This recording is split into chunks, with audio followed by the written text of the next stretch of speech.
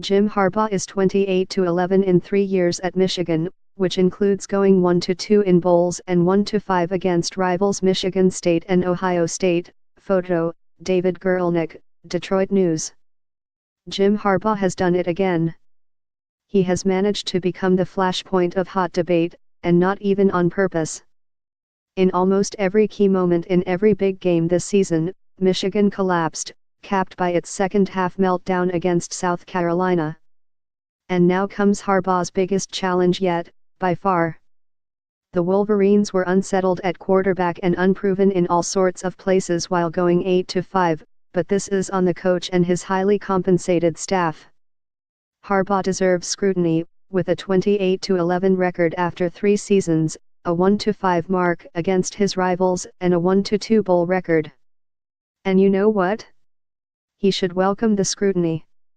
He looked like a coach who needed a wake-up nudge, and my guess is, he just got it.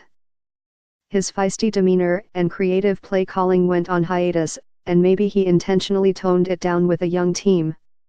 If so, time to crank it back up. This is the Wolverines' reality check, and while they'll find it painful, it also can be helpful. The objective adjective to describe Harbaugh's tenure ticked down from underwhelming to disappointing, but it can tick back up in a hurry. For perspective, go back 1 year, when Mark D'Antonio and Michigan State faced an even tougher reality check. The Spartans went 3-9 and incurred all sorts of off-field issues, cornered by controversy. No way out, right? Wrong. D'Antonio pulled off a remarkable 10-3 turnaround by doing what Harbaugh's program now must do: reassess, but don't panic. More, Spranger sues Macomb officials, alleges conspiracy. Oh, the Wolverines need to make changes, especially to a state offensive philosophy that requires updating. That means changes to the staff, with offensive coordinator Tim Drevno and passing game coordinator Pep Hamilton under particular scrutiny.